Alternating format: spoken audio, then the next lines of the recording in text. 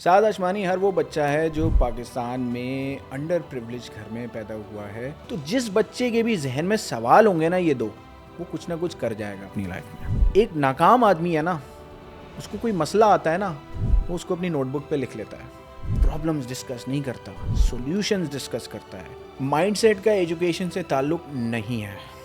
और मैं हार की डेफिनेशन बताऊंगा, फाइनेंशियल नहीं है हार की डेफिनेशन। वो अपने बच्चे को उससे कुछ ऊपर बनाना जा रहा है। The word is being एडॉप्टेबल।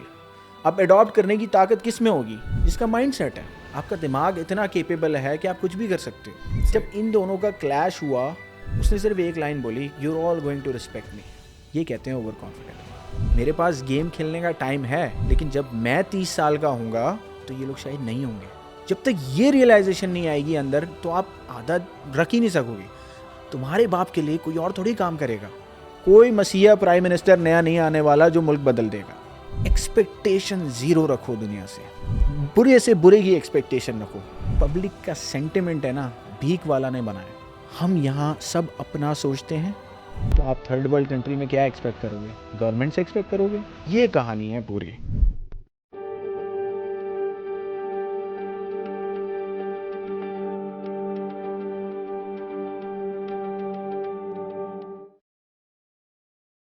अस्सलाम वालेकुम and hello everyone, welcome back to the show. आज का जो एपिसोड है वो बहुत स्पेशल है। उसके लिए मैं चल के यहाँ आया ह्यूस्टन, लेकिन जो गेस्ट हैं उनकी मेहरबानी, उन्होंने मुझे टाइम दिया। इट्स बिन 6 मंथ्स मैं कोशिश कर रहा था उनसे बात हो, ताकि हम उनकी जर्नी से सीखें। बहुत ही कामयाब बिजनेसमैन हैं, लेकिन वजह शोहरत बिज़नेस तो है ही है, लेकिन उन्होंने करंटली, वो कहते हैं ना, इकबाल का शेर है कि है वही लोग जहाँ में अच्छे जो आते हैं काम दूसरों के। तो बहुत से अच्छे लोग हैं, अच्छे बिजनेसमैन हैं जो काम तो अच्छा कर रहे हैं, लेकिन सोसाइटी को बहुत कम लोग वापस दे रहे हैं। और स्पेशली जब आप यहाँ आते हो, यूएस के अंदर आप रहते हो, मैंने बहुत कम लोग देखा जो वापस अपने मुल्क गए और जाके उन्होंने अपनी ज़िंदगी को डिवोट किया, अपनी यूथ को डिवोट किया, अपना टाइम और अपना एक्सपीरियंस। तो उन्होंने अपनी एक रिसेंटली इंस्टीट्यूट बनाया जिसमें वो अपना लोगों को, बच्चों को फ्री कोर्सेज कराते हैं, स्पेशली कॉमर्स रिलेटेड। चूँकि वो ट्रेंड भी था, लोग सीख भी रहे थे, उसमें बहुत ज़्यादा स्कैम्स थे, लोग पे करते थे इतना ज़्यादा, लेकिन उसका रिवॉर्डिंग नहीं था लोगों के लिए। तो उन्होंने एक ऐसा इंस्टीट्यूट बनाया जिसमें वो लोगों को फ्री एजुकेशन देते हैं, और उसमें मल्टीपल कोर्सेज़ हैं, जिसमें सर फहरिस्त ई कॉमर्स है, फिर वीडियो एडिटिंग है, फिर अब वो कोर्सेज़ लॉन्च करते रहते हैं। तो आज हम उनसे बात करेंगे उस इंस्टीट्यूट के बारे में, उन्हें क्या चैलेंजेस आए और वो उनको उसकी नौबत ही क्यों महसूस हुई कि वो ऐसा इंस्टीट्यूट बनाए जिसमें बच्चे सीखें, और प्लस इसका फ्यूचर क्या है और वो इससे क्या क्रिएट क्या करना चाहते हैं, क्या इम्पेक्ट वो चाहते हैं। साद हशवानी साहब। अस्सलाम। वालेकुम अस्सलाम। साद भी, सबसे पहले बेहद शुक्रिया, मेहरबान, देर कर दी आते आते, आपने मुझे टाइम दिया इतनी देर बाद, आपका बेहद शुक्रिया। Thanks for having me. आप काफ़ी टाइम से डिस्कस कर रहे थे मेरी टीम से, और क्योंकि मैं Pakistan back and fourth travel कर रहा था, चीज़ें हो नहीं पा रही थी। जब हम वहाँ जाते हैं तो यहाँ की जिम्मेदारियाँ बढ़ जाती हैं, यहाँ आते हैं तो वहाँ की जिम्मेदारियाँ बढ़ जाती हैं। साथ भी वैसे आप बड़ा मुश्किल काम है यार, इतनी लंबी ट्रैवलिंग, और आप आते जाते रहते हो। ऐसे ही जैसे मैं अभी यहाँ न्यूयॉर्क से आया हूँ, तो मुझे तो मेरे लिए बड़ा टायरिंग था। तो ये कैसे, ये एनर्जी कहाँ से आती है? एनर्जी तो बहुत ज़्यादा है। कुछ कमिटमेंट्स हैं जो कि आपको उठा देती हैं सुबह। और पाकिस्तान की फ़्लाइट इतनी दूर नहीं है, सिर्फ 16 घंटे की फ़्लाइट है, चल जाता है। सिर्फ आपके सिर्फ से लोग समझ चुके हैं, क्योंकि 16 घंटे इज़ अ लॉट, और प्लस वो आपको आने जाने में तो एक डेढ़ दिन लग जाता है, और फिर जेट लैग वगैरह। खैर, साथ भी मैं स्टार्ट में सबसे पहले आपको यहाँ से शुरू करता हूँ। जैसे आप, हर शख्स एक अपना इंट्रोडक्शन चाहता है या अपना इंट्रोडक्शन किसी को कराता है, तो मैं चाहता हूँ कि आप, जैसे हमारी ऑडियंस है, उनको सबसे पहले आप बताएं साद हशमानी कौन है। अगर आप अपनी जर्नी के बारे में, अपने बारे में कुछ बताएं। साद आशमानी हर वो बच्चा है जो पाकिस्तान में अंडर प्रिविलेज घर में पैदा हुआ है, और उसके पेरेंट्स ने कोशिश की है उसे बड़ी अच्छी लाइफ देने की, मेहनत करते हैं सुबह शाम। लेकिन क्योंकि वहाँ पे रिसोर्सेज नहीं हैं, वहाँ पे शरीफ होना और समझदार होने की वैल्यू इतनी नहीं है। समझदार आदमी को बंदा बेवकूफ़ समझा जाता है वहाँ पे। तो साद आशमानी हर वो इंसान है जो कि एक नॉर्मल ज़िंदगी गुजारता है, सुबह उठता है और बस पकड़ के स्कूल जाता है, और बस पकड़ के वापस आता है, अपना होमवर्क करता है, पढ़ाई करता है। ज़िंदगी में कोई इंटरटेनमेंट, कोई एक्साइटमेंट, कुछ भी नहीं है, सादा सी ज़िंदगी है। अब क्या वो हर साद आशमानी ये वाला साद आशमानी बनने की कोशिश कर सकता है और उसको मौका मिल सकता है? ये कहानी है पूरी, कि आप किस तरह वहाँ से यहाँ पहुँचे, वहाँ क्या हैबिट्स थी मेरी, क्या हैबिट्स मैं यहाँ लेके आया, यहाँ की मार्केट से क्या सीखा, और दोनों को फ्यूज़ करके मैं आज जो कामयाबी की गाने गाते हैं हम लोग, एग्जैक्टली। वो गाना एक सैड गाना है ही नहीं, क्योंकि हमने कामयाबी को एक हैप्पी गाना बना लिया। वरना ये उदास गाना होता जिसमें खुदकुशी की बातें हो रही होती हैं और गम की बातें हो रही होती हैं। सही फरमाया। साथ भी ये बताइएगा, आपने बड़ी प्यारी बात की कि नॉर्मली अब हम जो देखते हैं, हम साद हशमानी जो बहुत बड़ा बिजनेसमैन है और जो लोगों के लिए अपना टाइम, अपनी ज़िंदगी सेक्रीफाइस कर रहा है, एक यकीनन वो साद हशमानी भी होगा जिसने स्टार्ट किया होगा और बहुत सी स्ट्रगल्स होंगी जिसको कोई नहीं जानता होगा, जिसके पास बहुत से रिसोर्सेज नहीं होंगे। मैं उसके बारे में जानना चाहता हूँ थोड़ा, और मैं चाहता हूँ आप लोगों को बताएं कि वो साद हशमानी कैसा था, उसकी फीलिंग्स कैसी थी, वो अपनी डेली लाइफ गुजारता कैसे था। यार पहले तो बड़ा छोटा कोई नहीं होता, दाल रोटी खाते हैं, अभी भी सादा इंसान है। सही। वो जो साद हशमानी, आप जो बचपन में इंसान था ना, मैं एक बड़ा सेंसिटिव बंदा था। सही। I was a overthinker. हर इंसान है ना अपनी ज़िंदगी में ओवर एनालाइज करता है चीज़ों को। एक आम बंदा जिसकी सोचने की एबिलिटी ज़्यादा नहीं होती ना, उसके सर पे प्रेशर कम होता है। सही। लेकिन जिसकी सोचने की एबिलिटी ज़्यादा होती है ना, उसको दुनिया में मसले भी ज़्यादा नज़र आते हैं। उसकी केमिस्ट्री पढ़ने की जो सलाहियत है ना, वो सारे फार्मूलाज और सारी इक्वेशंस बनाने की जो कैपेसिटी है ना, वो आम आदमी से ज़्यादा होती है। और ये सही। कुदरती होता है कि एक आदमी होता है जो परेशान आदमी होता है by nature, because he thinks a lot. तो मैं उस तरह का इंसान था जो सोचता बहुत ज़्यादा था। और सोचने में ना, जो इंसान सोचता है उसके पास एक सवाल होता है जिसका नाम होता है हाउ। उसके पास एक और सवाल होता है जिसका नाम है वाई। हाउ और वाई वाले सवाल जिसके पास है ना, वो उसकी जवाब की खोज में निकलेगा।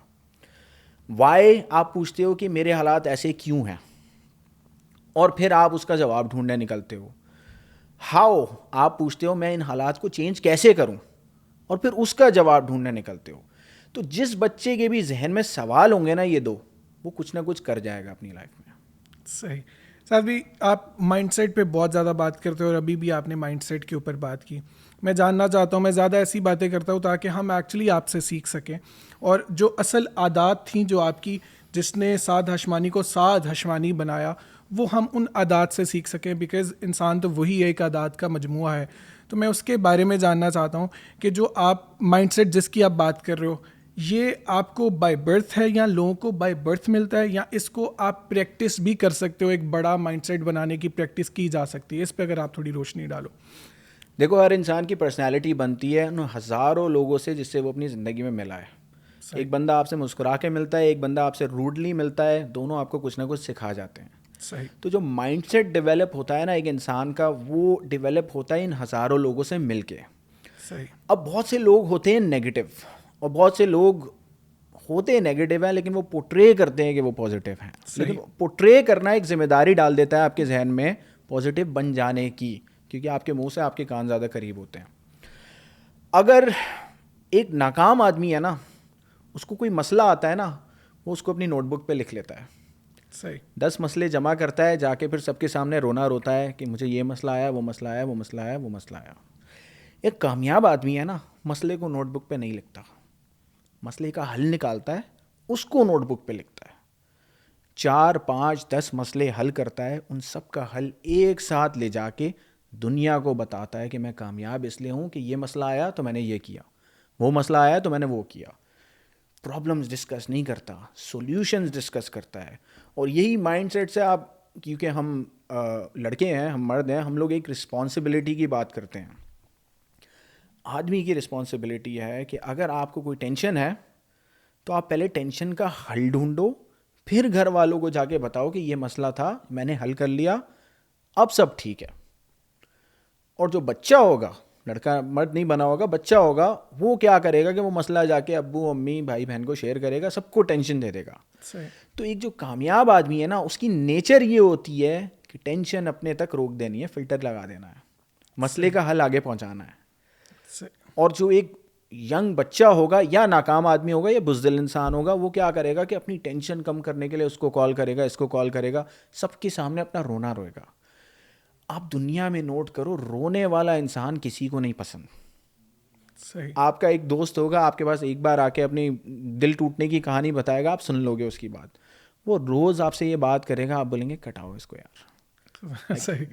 क्या बात कर रहा है। असल जो चीज़ है ना, अगर आप 2 या 3 कारोबारी लोगों के साथ बैठोगे तो प्रोबेबिलिटी ज़्यादा है कि आप एक कारोबारी इंसान बन जाओगे। सही। आप 2 या 3 मैट्रिक ड्रॉप आउट लोगों के साथ बैठोगे, प्रोबेबिलिटी ज़्यादा है कि आप मैट्रिक नहीं तो इंटर में ड्रॉप आउट कर ही जाओगे। लेकिन अगर आप 2 या 3 जहन के सख्त, खुद पे हार्श होने वाले इंसान, मेहनती लोगों के साथ बैठोगे तो प्रोबेबिलिटी है कि अगर वो 100 घंटे हफ्ते के काम कर रहे हैं तो आप कम से कम 60 आवर्स काम कर लोगे। तो माइंडसेट की जो थ्योरी है ना, वो थ्योरी ये है कि वो बड़ी कंटेजियस थ्योरी है। अभी एक बीमारी आई थी नज़ले वाली कुछ सालों पहले, नाम नहीं लेंगे हम क्योंकि आपकी इसमें एल्गोरिदम आपको पीछे कर देगा। सही। नज़ले वाली बीमारी में ये था, बड़ी कंटेजियस बीमारी थी। सही। मैं जो माइंडसेट की बात करता हूँ ना, जो मैं जगह जगह जा रहा होता हूँ, मैं कंटेजियस बनाना चाह रहा हूँ इसको, कि आप जिसके साथ बैठो ना उसको ये बीमारी लग जाए। और ये बीमारी ऐसी है कि हालात बदल देगी। 20, 25, 100, 200, हमारे केस में 1,60,000 लोग दुआएं देंगे आपको। सही। अच्छा, साथ भी इसमें एक और चीज़ बताइएगा। नॉर्मली हम लोग माइंडसेट को एजुकेशन के साथ बड़ा लिंक करते हैं कि उसके पास बहुत ज़्यादा एजुकेशन थी या उसके पास नहीं थी, इसलिए उसकी चीज़ें ऐसी हैं। अगर मैं आप इस पे एक तो एजुकेशन का इम्पॉर्टेंट रोल बताइएगा इस माइंडसेट के ऊपर, और प्लस अगर आप बताना चाहें आपकी एजुकेशन, अगर आप थोड़ी अपनी बैकग्राउंड शेयर करना चाहें इसके अंदर। सही।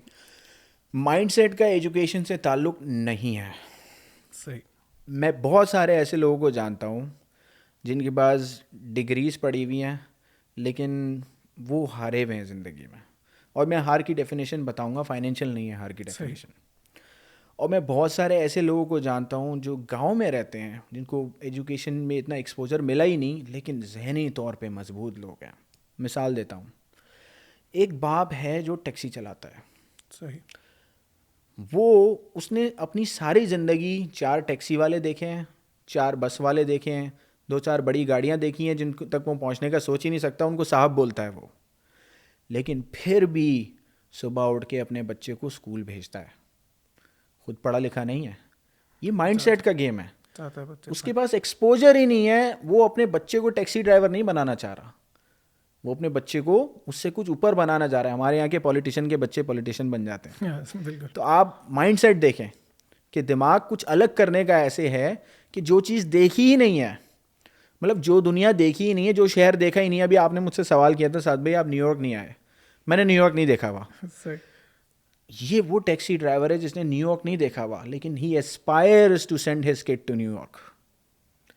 मिसाल का मकसद ये है कि उसने यूनिवर्सिटी की शक्ल नहीं देखी हुई, लेकिन उसका माइंडसेट ये है कि मैं नहीं देख पाया, मेरा बच्चा देखेगा ये चीज़। इसको कहते हैं ताकतवर माइंडसेट। इसको कहते हैं जिस चीज़ का एक्सपोजर नहीं है वो चीज़ करने की ताकत रखना। इंटरनेट से पहले लोगों का एक्सपोजर नहीं था दुनिया में। जिन लोगों का एक्सपोजर नहीं था फिर भी उन्होंने ऐसी ऐसी फील्ड्स की पढ़ाई की जिनका उनके ख़ानदान में कोई नहीं पढ़ा था किसी ने, उन लोगों के माइंडसेट स्ट्रॉन्ग है। तालीम नहीं थी लेकिन माइंडसेट बना हुआ था। ये मिसाल है ऐसे इंसान की जो विदाउट एक्सपोजर अंधेरे में गाड़ी चलाता है उस उम्मीद में कि कल आज से बेहतर होगा। ये है माइंडसेट। कल आज से बेहतर करना माइंडसेट है। मिलियंस ऑफ डॉलर्स, अच्छी गाड़ियां, माइंडसेट नहीं है। अब आप मिसाल ले लें एक ऐसे बंदे की जो बेहतरीन हालात में है, लेकिन उसका माइंडसेट ये है कि मेरी दुकान बहुत अच्छी चल रही है, बच्चे को भी दुकान पे ही बिठाना है।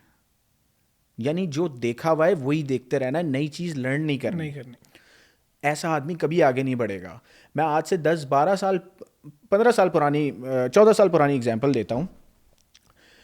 मैं एक सेलफोन स्टोर में जॉब करता था। सही। ये वो टाइम है जब आईफोन नहीं आया था कोई। सही। आईफोन मेरा ख्याल है 1G आ गया था। सैमसंग ने कोई अच्छी डिवाइस नहीं बनाई थी। ठीक। जब भी कोई न्यू प्रोडक्ट आता था, मैं जिनके लिए काम करता था वो उस न्यू प्रोडक्ट को पहले स्टॉक करते थे। The market was shifting. Galaxies, ये जो दौर आया था, तो मैं हमेशा यही सोचता था कि यार how can he take such a chance. ये रिस्क कैसे ले सकता है उस चीज़ में जो इसको पता ही नहीं है कि ये क्या करेगी, दुनिया में इम्पैक्ट क्या लेके आएगी। अमेरिका ने मुझे ये सिखाया कि यहाँ पे लोग नई चीज़ों को अडॉप्ट करते हैं। आप और मैं आज एसी में सोते हैं ना, हम देसी हैं। हमारे से कल एसी ले लिया जाए, हम नखरे करेंगे। वो पाकिस्तान जाते हैं, नखरे करते हैं, एसी नहीं चल रहा, गर्मी हो रही है, मच्छर आ रहे हैं। भाई यहाँ पे ऐसा गोरा है जो अलास्का जा रहा है, लास्ट एज ऑफ अलास्का जा रहा है, जो फुल जंगल है, बगैर पंखा, बगैर एसी, बगैर कंबल रह रहा है. The word is being adoptable. आप कोई भी सिचुएशन हो एडॉप्ट करो. अब एडॉप्ट करने की ताकत किस में होगी? जिसका माइंड सेट है. नीचे से ऊपर आने में बंदे अडॉप्ट कर लेते हैं सब, ऊपर से नीचे जाने में कोई अडॉप्ट नहीं कर पाता. Very important. Mind set. तो दुनिया की सबसे बड़ी ताकत क्या हुई? पैसा नहीं है, दिमाग. हालात नहीं है, माइंड सेट है, दिमाग है. आपका दिमाग इतना केपेबल है कि आप कुछ भी कर सकते हो. इस पे मैं एक चीज़ ऐड करता हूँ साथ भी. मैंने ना एक स्पीच देखी, नोकिया के जो सीईओ थे ना, उनकी स्पीच थी, और वो ना स्पीच में रो रहे थे. वो कहते हैं कि हमने गलत कुछ भी नहीं किया था लेकिन हम हार गए. तो वो क्या हुआ, इनोवेशन एक्सेप्ट नहीं की, कि he was not being innovative. Samsung, Apple वो बहुत आगे निकल गए कंपैरेटिवली. जहाँ दुनिया में 60% फ़ोन हुआ करते थे नोकिया के, तो वो कंपनी आज हमें नज़र भी नहीं आती. वही आप वाली बात कि इनोवेशन को उन्होंने एक्सेप्ट नहीं किया, वही चीज़ें रेप्लिकेट कर. मैंने ये जो आप बात की है ना, मैंने वो एयर्स जी हैं. HTC HG2 के नाम से एक फ़ोन था, विंडोज़ फ़ोन था. That was one of their most selling phone. Last phone था उनका जो आखिरी उनकी ब्रेथ निकल रही थी. सही. नोकिया अपने विंडोज़ पे सेटल डाउन रहा. ब्लैकबेरी एक ब्रांड है, उसने अडॉप्ट किया एंड्रॉयड को. ऐसे ही है, सही कह रहे हैं आप. तो आप देखें, जिसने अडॉप्ट कर लिया, हालांकि ब्लैकबेरी की ईगो उस वक्त नोकिया से ज़्यादा थी, बहुत ज़्यादा थी. क्योंकि they had a really good run with that keyboard phone. सही. लेकिन उन्होंने फिर भी अडॉप्ट किया एंड्रॉयड को अपने नए फ़ोन्स में, क्योंकि उनको नज़र आ रहे थे उनके ग्राफ्स नीचे जाते हुए. असल में बहुत बार है ना, knowing what you don't know is a blessing. और ये भी, इसमें भी अगेन वही दिमाग आता है कि एक दिमाग जो सोचता बहुत है ना, वो कर लेता है. अभी मैं एक दोस्त को एग्जांपल दे रहा था कि IQ टेस्ट होते हैं. तो US के बच्चों से IQ टेस्ट से पहले प्री एग्ज़ाम किया कि तुम कैसा करोगे उसमें. तो 90% प्लस बच्चे ने कहा कि मैं तो बेस्ट करूँगा इसमें, दुनिया का सबसे ज़्यादा अच्छा IQ मेरा ही है. सही. और साउथ एशिया में भी यही काम किया. एशिया एंड साउथ एशिया, वो थोड़े कम कॉन्फिडेंट थे. सही. लेकिन एग्ज़ाम के रिजल्ट में एशिया वाले स्टूडेंट्स ने ज़्यादा अच्छा किया और US वाले स्टूडेंट्स ने कम अच्छा किया. तो इतना कॉन्फिडेंस, जिसको हम अब ओवर कॉन्फिडेंट बोलते हैं, ओवर कॉन्फिडेंट भी होना अच्छा नहीं है. सही. वो जब हम बचपन में WWE के मैचेस देखा करते थे ना, तो एक फाइटर दूसरे फाइटर को हमेशा बोलता था कि I am going to beat you, मैं सही. तुम्हें मारूंगा, मैं तुम्हें नहीं छोड़ूंगा, तुम्हारी दिन गिन लो अपने. सही. मैं ये सोचता था यार ये लोग इतना एरोगेंट क्यों हैं. Like how does he know before the fight. अभी तो खैर बाद में समझ में आया कि सारी फाइट सेटअप होती हैं, but how do you know before the fight कि I can defeat this person. अब एक एंगल से सोचो तो बोला मेंटली वो बड़े स्ट्रांग हैं. मेंटली स्ट्रांग होना और ओवर कॉन्फिडेंट होना, there is a fine line between it. तो कभी कभी अपने ओपोनेंट को कमज़ोर नहीं समझना चाहिए. सही. इसी में मैं एक चीज़ ऐड कर देता हूँ छोटी सी, कि आपके बकौल कॉन्फिडेंस और ओवर कॉन्फिडेंस को आप डिफ्रेंशिएट कैसे करते हो? कि a person being confident, a person being ignorant, a person being over confident, ये डिफ्रेंशिएट आप कैसे करते हो? अच्छा, मैं बहुत बड़ा फाइट फ़ैन हूँ, तो मैं ज़रा फाइट की एनालॉजी से बताता हूँ. एक बहुत बड़ा सुपरस्टार आया था UFC में, उसका नाम है कॉनर मैकग्रेगर. UFC को उठाया उसने. सही. उसके बाद एक और सुपरस्टार आया, जिसको सुपरस्टार ज़ाहिर है एक मीडिया हाइपर कैंपेन और मुस्लिम पॉपुलेशन ने बनाया. वो उसका नाम था हबीब. हबीब स्पेल होता है लेकिन हबीब बोलते हैं उसको. हबीब कॉनर से छोटा स्टार था. जब इन दोनों का क्लैश हुआ तो एक प्रेस कॉन्फ्रेंस से पहले हबीब जब बोलने आया तो सारी ऑडियंस ने बू किया उसे. बू, यहाँ जो पाकिस्तान में बच्चों को नहीं पता, बू का मतलब है उसको ट्रोल कर रहे हैं, उसका मजाक उड़ा रहे हैं कि भाई तू नहीं लड़ सकता इससे. सही. उसने सिर्फ एक लाइन बोली कि सैटरडे नाइट को फाइट के बाद you are all going to respect me. लेकिन जब उसकी ट्रेनिंग को हमने देखा पीछे जाके, वो सुबह शाम ट्रेन कर रहा था, ज़हनी तौर पे स्ट्रांग था, अपनी अल्फाज को उसने बैकअप किया पीछे की मेहनत से, उसने वो फाइट जीत ली. And the world respects him today. जब आपके अल्फाज आपके काम को बैकअप करते हैं, उसको कहते हैं कॉन्फिडेंस. और जब आपके अल्फाज सिर्फ हवा में होते हैं अल्फाज और पीछे काम नहीं हो रहा है, ये कहते हैं ओवर कॉन्फिडेंट होना.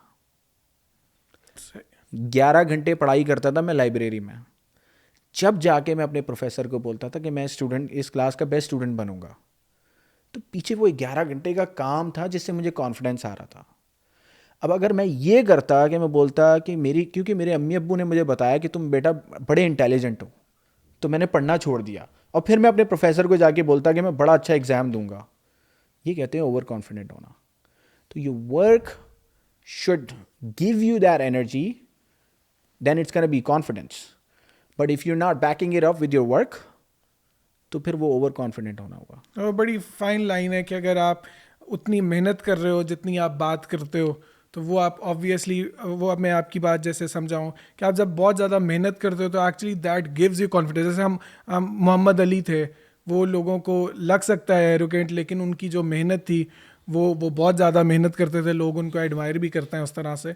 और यकीनन वो जो एक कॉन्फिडेंस वाला एलिमेंट है वो आपको नज़र आता है। और there is a very thin line जो मुझे अभी समझ आया। देखो, ड्वेन जॉनसन कहता है कि जब तुम सुबह 6 बजे जिम जाने के लिए उठोगे ना, तो उस वक्त मैं दूसरी बार जिम जा रहा हूँ। ये है ना कॉन्फिडेंस, क्योंकि उसको पता है कि उसने आपसे ज़्यादा काम कर लिया है। मैं यही बच्चों को कहता हूँ कि यार सुबह 5 बजे उठो, सुबह 6 बजे उठो, अपना कमरा साफ़ करो।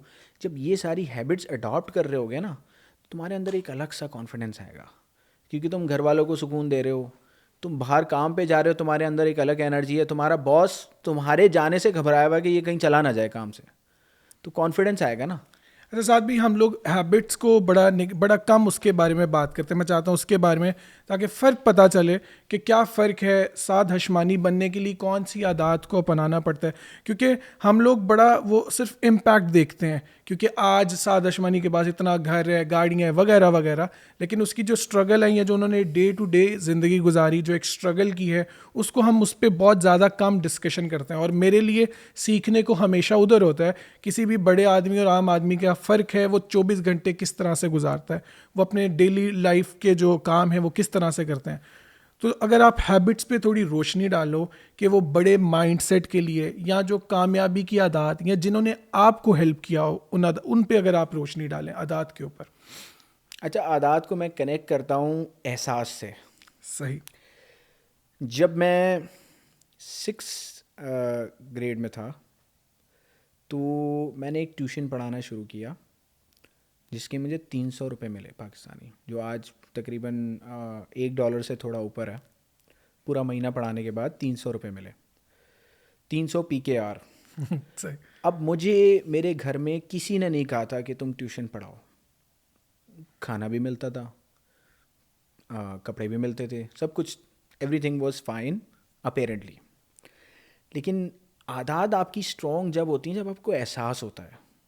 आपको एहसास ये होता है कि ये मेरी माँ सुबह उठ रही है, नाश्ता बना रही है, बच्चों को स्कूल भेज रही है, फिर घर आके दोपहर का खाना बना रही है, मतलब कॉन्स्टेंटली मेहनत कर रही है, स्ट्राइव कर रही है अपने बच्चों को, अपने हस्बैंड को अच्छी लाइफ देने में, जो कि हाउसवाइफ थी मेरी माँ। आपका बाप 1.5 से 2 घंटा दूर घर से काम पे जा रहा है, सारा दिन काम कर रहा है, मेहनत कर रहा है, फिर रात में आके बच्चों को टाइम दे। उस वक्त मोबाइल फ़ोन नहीं होते थे, तो बच्चों को मोबाइल फ़ोन नहीं बड़ा कर रहा था। सही। टाइम देते थे ये पेरेंट्स, हमें टाइम देते, हमसे बात करते, कभी होमवर्क करा दिया हमें। तो आप as a kid, as a human being, as a girl और अ बॉय एहसास करते हो कि यार ये जो लोग मेरे लिए कर रहे हैं, मुझे कुछ देना है इनको। मेरे पास गेम खेलने का टाइम है, लेकिन जब मैं 30 साल का हूँगा तो ये लोग शायद नहीं होंगे, या बीमार होंगे, ज़िंदगी जॉयफुल नहीं जी सकेंगे। तो आदत बनाने के लिए एहसास बहुत ज़रूरी है। पहले आपको ये रियलाइज़ करना है कि मैं दुनिया में अकेला नहीं हूँ, ये पार्टी लाइफ नहीं है, मैं दुनिया में कनेक्टेड हूँ 5-6 लोगों से।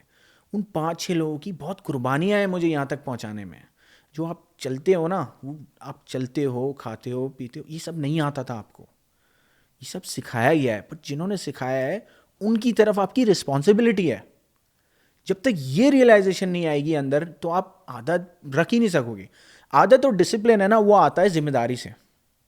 जिम्मेदारी क्या होती है कि आप सोचते हो कि यार सिर्फ ये मुंह नहीं है, बहुत सारे मुंह हैं, एंड देर ऑल कनेक्टेड। कौन करेगा उनके लिए?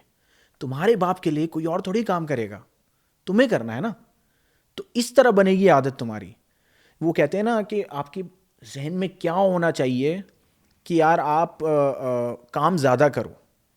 आपके जहन में ये होना चाहिए कि चलो खुद को खिलाने के लिए तुम 1 लाख रुपए की सैलरी बनाओगे, 60,000 रुपये की सैलरी बनाओगे, तुम खुद खा सकते हो, लेकिन तुम्हारी प्राइमरी रिस्पॉन्सिबिलिटी वो है वो बूढ़े लोग जो सेल्फलेस होके सारी ज़िंदगी कुर्बानियाँ दी।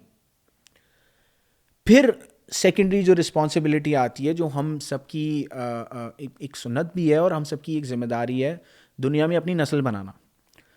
तो फिर आपने अब बीवी का देखना है, बच्चे का देखना है, बीवी के माँ बाप का देखना है, उनके भी हक हैं। मैं रिलीजियस बंदा नहीं हूँ, लेकिन क्योंकि वो अपना घर छोड़ के आ रही है, उनका भी हक है। तो आदमी की आदतें और मेहनत करने का ज़्यादा रीजंस ये लोग बन सकते हैं। जो इंसान सेल्फिश नहीं होगा ना, उसकी आदत बन जाएगी वैसे ही, क्योंकि उसको पता है कि मुझे 10 पेटों पे खाना पहुंचाना है, 10 घरों के बिल भरने हैं। ये जिम्मेदारी है हमारी प्राइमरी। क्योंकि अल्लाह ताला ने ना जब आपको पैदा किया ना, तो आपको स्मार्ट बना दिया, लेकिन शायद आपका पड़ोसी को उतना जहन नहीं दिया जो आपकी तरह ग्रो कर सके। अब उसको जहन नहीं दिया तो उसका एग्ज़ाम दुनिया में थोड़ा सा आसान है, लेकिन आपका एग्ज़ाम दुनिया में थोड़ा मुश्किल है। यार बड़ी खूबसूरत बात की है। मतलब आज मैं मुझे एक बड़ा डिफरेंट अप्रोच मिली है टुवर्ड्स थिंग्स, और अब मैं समझाऊँ कि जैसे आपकी यूनिवर्सिटी के अंदर 1,60,000 लोग इनरोल्ड हैं, आपके बहुत से एम्प्लॉयज़ होंगे, बहुत से लोग हैं जिनको आप सपोर्ट करते हो, तो प्रॉबेबली वो है जो आपको किक देती है, जो आपको मोटिवेशन देती है। और ऑब्वियसली आदात के लिए, जैसा आपने बड़ी खूबसूरत बात की है, जैसे मेरे लिए बिल्कुल नया है कि एहसास बड़ा ज़रूरी है आदात के लिए, कि अगर मुझे लोगों का एहसास है, मैं कुछ करना चाहता हूँ, तो वो मुझे मोटिवेशन देता है, which leads to discipline, which leads to consistency, और फिर आप उसमें बड़ा शख्स बन पाते हो। इसमें एक और चीज़ साथ भाई, बहुत से लोग इस चीज़ से, इस कैफियत से गुजरते हैं कि वो स्किल्ड भी हैं, उनके पास माइंडसेट भी बड़ा है, लेकिन कभी कभी ज़िंदगी में सेल्फ डाउट आ जाता है यार। जैसे यकीनन शायद एक टाइम आया हो, आपके अपनों ने भी आप पे ट्रस्ट ना किया हो, आपके दोस्त अहबाब भी आपको तनहा छोड़ गए हों। एक होता है ना कि आपको बहुत से, जैसे आप जैसे सेल्फ रिलायंट लोगों को बहुत ज़्यादा लोगों की ज़रूरत नहीं पड़ती कि वो आके आपकी तारीफ़ करें, लेकिन कभी कभी एक टाइम स्पॉट आ जाता है कि आप थोड़ा सेल्फ डाउट में चले जाते हो, यार पता नहीं मैं शायद वो कर भी पा रहा हूँ कि नहीं, या वो मैं जो मैं सोच रहा हूँ शायद वो हकीकत है भी कि नहीं, क्योंकि आप अपने आप को बहुत बड़ा एम करते हो और आगे पीछे से फिर आपको वो प्रेशर आ रहा होता है कि भाई वो रिजल्ट्स नहीं मिल रहे जो आप एक्सपेक्ट करते हो। तो वो जो सेल्फ डाउट है उसको आप पे कभी ऐसा आया, या अगर आया तो उसको केटर कैसे किया आपने? सेल्फ रिलायंट कोई नहीं होता। हर इंसान को ये ख्वाहिश होती है कि उसे लोग पसंद करें, उसके काम को लोग पसंद करें। सही। इसलिए मैं जो फ्रेटर्निटी बनाता हूँ उसमें मैं हमेशा ये पैगाम देता हूँ, जो सोशल मीडिया पे भी पैगाम देता हूँ, कि आजकल हम एक दूसरे की तारीफ़ नहीं करते। मैं किसी के हुस्न की तारीफ़ करने का नहीं कह रहा, आप एक दूसरे के काम की तारीफ़ करो। कोई मेहनत करते हुए नज़र आ रहा है, उसकी तारीफ़ कर दो।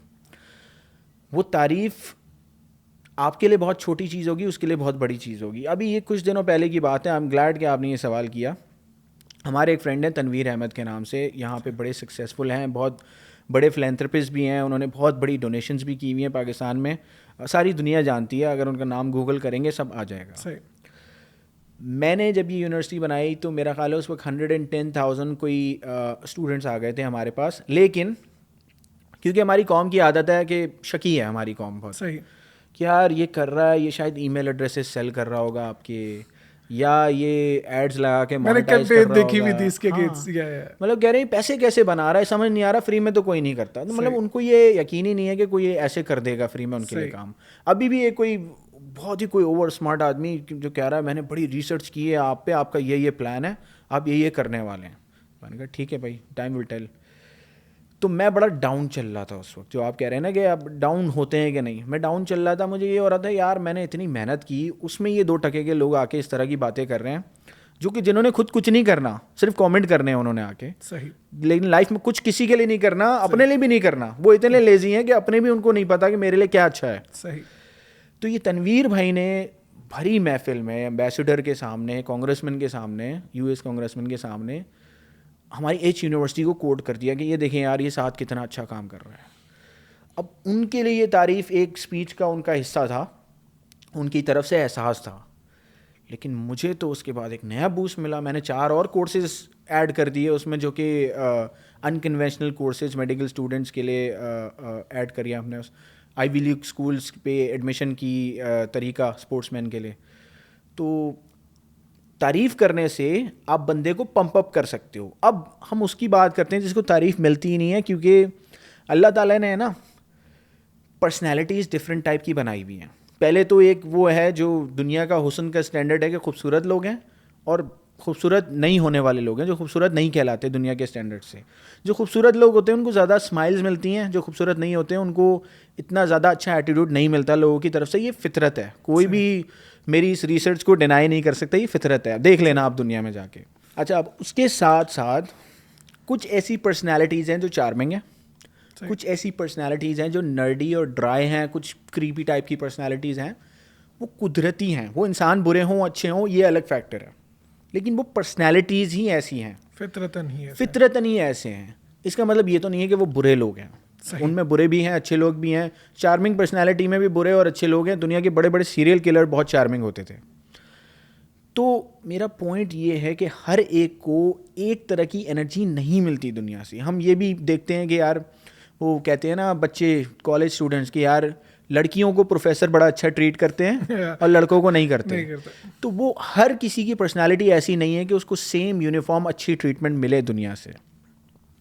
लगे रहो, अपने काम पे फोकस रहो। दुनिया अच्छा कहेगी बुरा कहेगी, कोई मदद नहीं करने आएगा तुम्हारा, किसी को एहसास नहीं होगा तुम्हारा।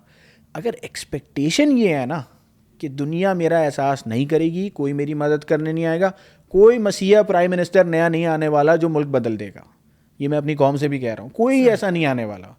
You have to do it yourself, आपको खुद अपनी हेल्प करनी है। उम्मीद ये होगी ना तो आपका काम नहीं रुकेगा। शायद बीच में कोई एक आध बंदा आ जाए तारीफ़ भी कर दे आपकी और आपको बूस्ट भी कर दे, काम नहीं रुकेगा। मेरी जब तारीफ़ नहीं हुई थी मैं यूनिवर्सिटी बंद नहीं करने लगा था, चीज़ें चल रही थी, लेकिन एक्सलेरेटर लग जाता है ना। एक्सपेक्टेशन ज़ीरो रखो दुनिया से बुरे की एक्सपेक्टेशन रखो। सुबह जब उठो तो सोचो कि यार अभी मैं बाहर जाऊंगा कोई झगड़ा करेगा मुझसे, जो कि पाकिस्तान में होता भी है, गाड़ी चलाना अजाब है। अगर एक्सपेक्टेशन बुरी होगी ना और फिर अपने आप को कहोगे today is going to be the best day, आज मैं बहुत ज़्यादा काम करूँगा, एक्सपेक्टेशन ज़ीरो है, आपकी डिलीवरी 100 है। हमारे लोगों का प्रॉब्लम ये है कि हमारी एक्सपेक्टेशन 100 होती है, डिलीवरी ज़ीरो है। मुझे कुछ नहीं करना, कोई आके कर जाए, कोई गिफ्ट दे दे इसको, किसी ने स्पोर्ट्स में अच्छा कर लिया, उस सारी दुनिया आ गई, मैं इसको करोड़ों रुपए अनाउंस कर दूंगा। अरे भाई, आप पब्लिक का सेंटिमेंट है ना, भीख वाला नहीं बनाए, सेल्फ सस्टेनेबल सेंटिमेंट हो। आप भी यहाँ रहते हो, मैं भी यहाँ रहता हूँ, हम कैपिटलिस्ट सोसाइटी में रहते हैं। हम यहाँ सब अपना सोचते हैं और अपनी एक्सटेंशन से अपनी फैमिली का सोचते हैं। सुबह उठ के आप यहाँ पे उम्मीद नहीं रखते कि गवर्नमेंट मेरे लिए कुछ अनाउंस कर देगी या कोई इंस्टीट्यूट मुझे कुछ दे देगा या मेरी लॉटरी निकल आएगी। जो लोग इस मुल्क में भी लॉटरी, गैम्बलिंग या गवर्नमेंट से कुछ एक्सपेक्ट कर रहे हैं, वो मेजॉरिटी लोग या तो बहुत बुरे हालात में हैं या होमलेस है इस मुल्क में भी। तो आप थर्ड वर्ल्ड कंट्री में क्या एक्सपेक्ट करोगे? गवर्नमेंट से एक्सपेक्ट करोगे या किसी और बिजनेसमैन से एक्सपेक्ट करोगे कि वो अभी कोई चला था जो पैसे बांट रहा था बहुत? भाई, सबके अपने एजेंडाज हैं। आपको अपने आप से एक्सपेक्टेशन रखनी है तो ही कामयाब होगे। सर भी इसमें एक चीज़ और बड़ी इम्पॉर्टेंट है जिस पे हम लोग कम बात करते हैं। जैसे यकीनन कामयाबी के किस्से तो बहुत लोगों ने आपके सुने हैं, देखे भी हैं और देख रहे भी हैं, लेकिन यकीनन साद हशमानी की ज़िंदगी में बहुत से सेटबैक्स आए होंगे, बहुत ऐसा टाइम आया होगा जो साद हशमानी को ही पता है, उन्होंने किसी को बताया हो ना बताया हो। लेकिन बहुत से ऐसे ज़िंदगी में आपके पॉइंट्स आते हैं जब आप अपनी ए गेम से सी गेम पे आ जाते हो। वो माइंडसेट भी हो सकता है, वो फाइनेंशियल प्रॉब्लम्स भी हो सकती हैं, वो किसी तरह के अपने के खोने को प्रॉब्लम्स भी हो सकते हैं कि किसी के अपना चला गया, दोस्त चला गया। तो बहुत से ऐसे सेटबैक्स आपको ज़िंदगी में आते हैं और सबकी ज़िंदगी में आते हैं। आपकी ज़िंदगी में कोई ऐसा सेटबैक आया, और अगर आया आप कोई एग्जांपल दे सकते हो और आपने उसको कोप अप कैसे किया और जो जिससे हम लोग सीख सकें? मैं पहले जनरल एग्जांपल देता हूँ, फिर मैं अपने ऊपर आता हूँ। देखो, कभी किसी फ्यूनरल में अगर आप गए हो ना, तो फ्यूनरल में जो मजमा होता है ना, उनमें बहुत सारे ग्रुप्स बने हुए होते हैं अलग अलग। सही। एक ग्रुप होता है जो सबसे घर वालों के करीब होता है, उदास होता है, आंसू बहा रहा होता है। दूसरे group as a supporting group आए होते हैं, लेकिन उनकी डिस्कशंस पे नोट करिएगा, डिस्कशंस अपनी हो रही होती हैं दुनिया की। कोई खाने में बोटी की बात कर रहा होता है, कोई डिस्कशंस कर रहा होता है अपनी डिफरेंट प्लान्स की, फ्यूचर की बात कर रहे होते हैं, आगे की बात कर रहे होते हैं। दुनिया में हमेशा पीपल मूव ऑन। अगर ये बात अपने आप को बता दिया तो फिर आप किसी भी सिचुएशन में डाउन रहोगे नहीं। फेज़ आएगा, डाउन रहोगे नहीं। दुनिया आगे बढ़ जाती है। फ्यूनरल वाले घर में भी महीने बाद, 1.5 महीने बाद लतीफ़ा हो रहा होता है, मजाक हो रहा होता है, जोक हो रहा होता है, टीवी ऑन हो रहा होता है, बात हो रही होती है। सही। यानी आपका कोई बहुत करीब इंसान चला भी जाए ना, दुनिया चलती रहती है। इंसान से ज़्यादा इम्पोर्टेंट तो कुछ नहीं है ना। True that. आपने कोई बिजनेस किया, वो इंसान से ज़्यादा इम्पोर्टेंट नहीं है। ऐसे। आप कोई स्पोर्ट्स खेलते थे, आप उसमें हार गए, वो इंसान से ज़्यादा इम्पोर्टेंट नहीं है। अगर आपने आपको अपने ये रिमाइंड कर दिया कि दुनिया आगे चलती जाएगी, तो फिर आप काम वक्त गुजार दोगे और आप काम दोबारा करने लग जाओगे। वही बादशाह वज़ीर वाली कहानी है कि एक बादशाह अपने वज़ीर को बोलता है कि मुझे कुछ ऐसा लिख के दे दो जिससे मैं मुतमईन हो जाऊँ। अगर मैं खुश हूँ तो भी मुझे मुतमईन हो जाऊँ, मैं सेटिस्फाई हूँ, और मैं उदास हूँ तो भी मैं सेटिस्फाई हो जाऊँ। तो वज़ीर उसको लिख के देता है कि ये वक्त भी गुजर जाएगा। सही। That's the theory of life, ये वक्त भी गुजर जाएगा। अब मैं कैसे कोप अप करता हूँ, मेरे फेजेस आते हैं लाइफ में। सही। नॉर्मली मैं लोगों को प्रीच करता हूँ कि यार 5 बजे उठो, रूटीन सेट करो, 11-12 घंटे 15 घंटे काम करो। मेरे वो फेजेस भी आते हैं, मेरे ऐसे फेजेस भी आते हैं जिसमें मैं अपना ख्याल रखता हूँ। अभी मैंने एक बड़ा अच्छा कोट पढ़ा कि when you are tired, learn how to rest instead of giving up. जब थक जाओ खूबसूरत। तो आराम करना सीखो, सीखो। गिव गिव अप ना करो। आराम करना भी एक स्किल है आगे बढ़ने का। सही। सर इसमें एक चीज़ बड़ी इंपॉर्टेंट, जैसे नॉर्मली हर दिन तो नहीं मेहनत करने का दिल करता, जैसे हर दिन आपका सेम मूड नहीं है। मैं वो फिर सेटबैक पे आपकी रियल लाइफ एग्जांपल पे आना चाहता हूँ कि बहुत साद हशमानी का भी मूड तो सातों दिन सेम नहीं रहता होगा। साद हशमानी को भी फाइनेंशियल प्रॉब्लम्स रहे होंगे, ठीक। साद हशमानी ने भी कोई अपना खोया होगा, ठीक। कोई इस तरह की कोई ऐसी एग्जांपल जिसने एक्चुअली आपको बहुत पीछे किया और फिर आपने उस सिचुएशन में किसी तरह से कोप अप किया, मैं वो मैकेनिज्म जानना चाहता हूँ। अच्छा, मेरे घर में पढ़ाई का बड़ा स्ट्रिक्ट वो था, इन्फोर्समेंट थी। शुरू से मेरे वालिद साहब की ख्वाहिश थी कि हम सब भाई पढ़ें सही। और हम लोग कुछ ना कुछ बन जाएं। तो ये कहानी है यहाँ की। जब मैं 2011 में यहाँ से 10 घंटे दूर एक शहर है जिसका नाम है लबक, वहाँ पे पढ़ने चला गया। सही।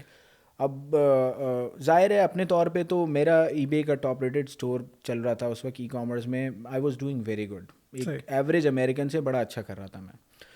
लेकिन वहाँ गया मैं पढ़ने, अपनी पढ़ाई की वहाँ मैंने, लेकिन फाइनल ईयर में आके मैं बड़ा डिप्रेस हो गया टाउन से। वहाँ थोड़ा मुझे रेसिज्म फील होता था, रिजेक्शन फील होती थी in the town, rejection as a person. तो मैंने क्या किया कि मैं बड़ा ही इम्पल्सिव टाइप का इंसान हूँ। कोई फ़ैसला करता हूँ तो फिर उस पर डट जाता हूँ। मैंने ओवरनाइट फ़ैसला किया, मेरा फाइनल सेमेस्टर था वो, मैंने ओवरनाइट फ़ैसला किया कि मैं वापस चला जाऊँगा और पढ़ाई नहीं करनी मुझे। अच्छा, मैं पेट्रोलियम इंजीनियरिंग पढ़ रहा था। पेट्रोलियम इंजीनियर्स के स्टॉक्स उस वक्त डाउन हो रहे थे क्योंकि ऑयल प्राइसेस नीचे जा रही थी। सही। 2014 की बात है जब हमारा फाइनल ईयर था। मैं रातों रात बैग पैक किए, रात के 12 बजे निकला, सुबह 10:30 बजे अपने घर पे पहुंचा। जब अपने घर पे पहुंचा तो मेरे अंदर एक बहुत डिसअपॉइंटमेंट और गिल्ट था, क्योंकि मैं वहाँ अपनी ख्वाहिश से नहीं गया था, अपने बाप की ख्वाहिश से गया था कि I want to deliver something to him. वो होता है ना कि आपने वो पीस ऑफ पेपर दिखाना है अपने पेरेंट्स को। तो वो मेरा बड़ा डाउन टाइम था। तो मैंने अपने अब्बा को कहा, यार ज़िंदगी ख़त्म हो गई, एवरीथिंग इज़ ओवर। अब जो सारी 12-15 साल की स्ट्रगल थी ना, ख़त्म। यहाँ पे एक मकसद होता है ना ज़िंदगी का, मकसद ही नहीं था कोई मेरे पास उस वक्त। सही। तो वो ऐसा टाइम था कि वो मैं कहता हूँ 1.5 साल 2 साल, ओहो हो बड़ा वो सुबह उठा ही नहीं जाता था, सुबह अलार्म लगा के भी नहीं उठा जाता था, क्योंकि मकसद ही नहीं था ज़िंदगी का। फिर मैंने एक और बिज़नेस स्टार्ट किया और उसमें हमने आहिस्ता आहिस्ता फेलियर भी लिए, लेकिन उसमें प्रॉस्पर किया आहिस्ता आहिस्ता, यानी मकसद नज़र आना शुरू हो गया। फिर मेरा मकसद था कि अब मुझे बिज़नेस करना है और बिजनेस से कुछ क्रिएट करना है इस फैमिली के लिए। सही।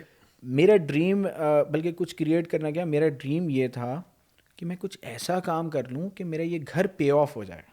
घर हमने लिया हुआ था लोन पे, क्योंकि हम वेल ऑफ फैमिली से नहीं थे। सही।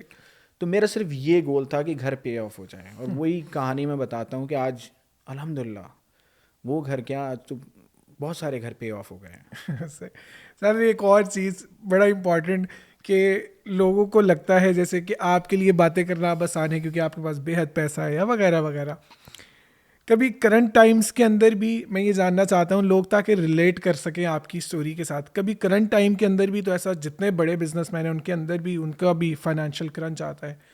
रीसेंट टाइम्स के अंदर भी कभी फाइनेंशियल क्रंच आया जिसमें पैसे की बहुत ज़रूरत थी, पैसे नहीं थे, आपको कुछ डेवलप करना था, कोर्स इंस्टीट्यूट या समथिंग, कोई बिजनेस डेवलप करना था, ताकि वो लोग रिलेट कर सके कि करंट साद आशमानी भी ऐसे आम लोगों वाले प्रॉब्लम से गुजरता है। तो कभी ऐसा कभी हुआ रिसेंट? मैंने एक कंपनी क्रिएट की थी 2016 में। 2021 में कोविड जब डिक्रीज पे जा रहा था, 21 या 22 में कोविड का जब डिक्लाइन था, सही। तो बहुत टफ टाइम आया था उस वक्त, क्योंकि ग्रोथ आपने कोविड को एस्टिमेट करके ग्रोथ नहीं की थी। सही। अब कोविड की इनिशियल स्टेज पे तो लोगों को स्टिमुलस फंड्स मिले थे, तो लोग आके स्पेंडिंग कर रहे थे। सही। बट देन इन्फ्लेशन हिट, और इन्फ्लेशन की वजह से लोगों की बाइंग पावर कम हो गई, तो हमारी वो जो एक्सपेंशन थी that turned out to be a bad decision at that time. सही। लेकिन स्ट्रेटेजिक इंसान होता है, ज़िंदगी एक चेस का गेम है। तो सही। जब आप फंसते हो तो there is a way out. आपको बैठ के सोचना है कि वो वे आउट क्या है। सही। और अगेन हमेशा है ना, बैक टू बेसिक्स वाला काम होता है। कहीं भी फंस जाओ ना, बहुत सारा काम करना शुरू कर दो। दिल नहीं चाहेगा, डर लग रहा होगा, लेकिन जो डर सबको लगता है, कोई भी बहादुर नहीं है। आपको मैं बताऊं कि जो तलवारों से जिन्होंने जंगें जीती है ना, सही। उनको भी डर लगता था। लेकिन डर के आगे आप करते क्या हो, वो तूफान वाली मेरी कहानी है। या तूफान की तरफ भागोगे, गुजर जाएगा, कामयाब, या तूफान से दूर भागोगे, आपके पीछे करते रहेगा, सारी ज़िंदगी की टेंशन, सारी ज़िंदगी की एंजाइटी। तूफान की तरफ भागना है फॉर इट टू पास। कि स्टार्ट मुश्किल हो, लेकिन वही है कि आप स्टार्ट में मुश्किलें आती हैं लेकिन बाद में फिर आसानी आसानी है। साथ भी आते हैं इंस्टीट्यूट के ऊपर। आपने करंटली एक बड़ा ज़बरदस्त इनिशिएटिव, मैं ये इसलिए बोलता हूँ क्योंकि बहुत कम लोग हैं जो एक्चुअली काम कर रहे हैं। बहुत आसान है क्रिटिसाइज़ करना किसी भी चीज़ को, आप कुछ अच्छा करते हो और ऑब्वियसली जो लोग ज़्यादा काम करते हैं उन पे ज़्यादा क्रिटिसिज्म होगा, क्योंकि बहुत शख्स है, मेरे जैसे शख्स हैं जो इतना ज़्यादा काम नहीं करते ज़िंदगी में या बहुत ज़्यादा नहीं किया हुआ, तो उस पे तो ऑब्वियसली उंगलियां उठाना भी मुश्किल है। उंगलियां उसी पे उठती हैं जो बहुत ज़्यादा काम करता है। तो पहले तो थोड़ा उस इनिशिएटिव को आप ब्रीफ कीजिएगा कि उसकी आपको नौबत क्यों महसूस हुई, जहां ऑलरेडी बहुत से इंस्टीट्यूट्स हैं, इंटरनेशनल भी हैं, लोकल भी हैं, बच्चे स्किल्स ले भी रहे हैं, सस्ते भी हैं, महंगे भी हैं, फ्री भी हैं। आपको ऐसा क्यों महसूस हुआ कि आपको इस फील्ड के अंदर आना चाहिए और एक ऐसा इंस्टीट्यूट बनाना चाहिए? नीड मार्केट में इसलिए थी कि मार्केट में एक वॉइड था। सही। अगर मैं नहीं करता तो कोई और पेड लेके आ जाता, जो कि मेरे बाद बहुत से लोग लेके भी आए, अभी भी कर रहे हैं लोग। सही। असल में असल जो इसका कॉन्सेप्ट कहाँ से निकला ये मैं आपको समझाता हूँ। 2021 या 22 में मैं बहुत वायरल हो गया, मुझे बहुत लोग जानने लग गए। मुझे कोई 65-70 हज़ार फॉलोअर मेरे हो गए थे एकदम से, और बहुत सारे लोग जानते थे। मैं उस वक्त माइंडसेट की बहुत बात करता था, जो हमने अभी पूरा बात की माइंडसेट की। मैं माइंडसेट की बड़ी बात करता था, जो कि मेरा, मुझे लगता है कि मेरा सिग्नेचर और मेरा ब्रांड ही माइंडसेट है, क्योंकि मैं जाना ही उस नाम से जाता हूँ। सही। तो मुझे नीचे बहुत से वो जो हमारा इंटरनेट माफिया है ना, वो कमेंट करता था कि माइंड भाई तुमने बहुत सिखा दिया, करें क्या, आप काम क्या करना है ये भी तो बताओ। सही। हाँ, काम क्या करना है, ठीक है, यहाँ तो बिजली नहीं है, ये मसला है, वो मसला है। अब मैं कांस्टेंट एक ट्रेंड देख रहा था कि 10 कमेंट आते हैं जिसमें लोग कहते हैं कि यार साथ भाई आप बड़ा अच्छा कर रहे हैं। जिनका 1000-1500 मैसेज आता, मैं उस पर कोशिश करता था सबको जवाब दूं और मेक श्योर करता था लोगों को हेल्प करूं उसमें, क्योंकि मेरी इनिशियल ऑडियंस है, वो सब गवाह रहेंगे इसके कि इस बंदे ने जवाब दिया है, हर एक को बात की है, हर एक से हर एक का मसला सुना है।